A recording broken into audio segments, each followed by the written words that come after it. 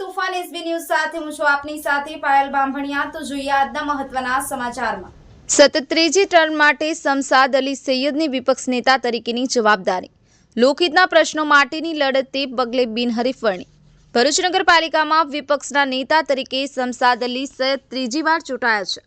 પાછલી બે ટર્મમાં સત્તાના સામા વેણે લોકહિતના પ્રશ્નો માટે લડત લડતા શમસાદ અલી સૈયદ પર સાથી સભ્યોએ ફરી એકવાર ભરોસો મૂક્યો છે।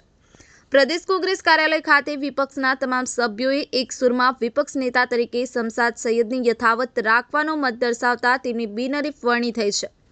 કોંગ્રેસની વિદ્યાર્થી પાક એનએસયુમાં આઈમાં સામાન્ય કાર્યકર તરીકે હક અને અધિકાર માટે લડતા શમસાદ અલી સૈયદ નગરપાલિકાના વોર્ડ નંબર 2માં પ્રથમવાર 2015માં જંગી મતથી જીતી આવ્યા હતા।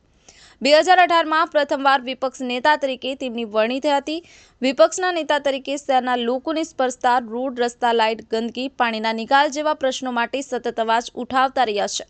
આ ઉપરાંત નગરપાલિકાના કર્મચારીઓના પ્રશ્નો માટે પણ તેઓએ અનેકવાર રજૂઆત કરી છે। કાર્યકાળ દરમિયાન સામાન્ય સભામાં ધારદાર દલીલો અને રજૂઆતથી અને ભ્રષ્ટાચાર ઉજાગર કરવાથી તેમણે સત્તા પક્ષને મૂંઝવણમાં મૂક્યા છે।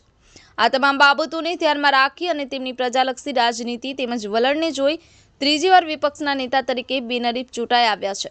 વિપક્ષ નેતા તરીકે થયેલી પસંદગી અંગે ખુશી વ્યક્ત કરતા તેઓએ તેમના વોર્ડના નાગરિકો, શહેરની જનતા, સાથી નગરસેવકો તેમજ કોંગ્રેસ પ્રદેશ મોવડી મંડળનો આભાર વ્યક્ત કર્યો હતો અને આગામી દિવસોમાં પણ પ્રજાના પ્રશ્નોને વાચા આપવાની તત્પરતા દાખવી છે।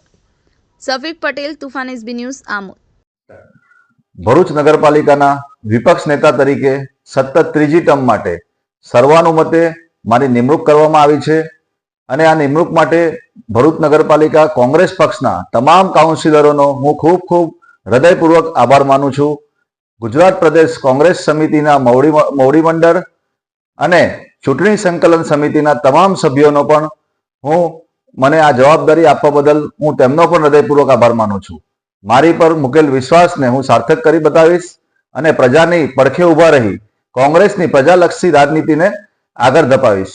જય હિન્દ, જય ભારત।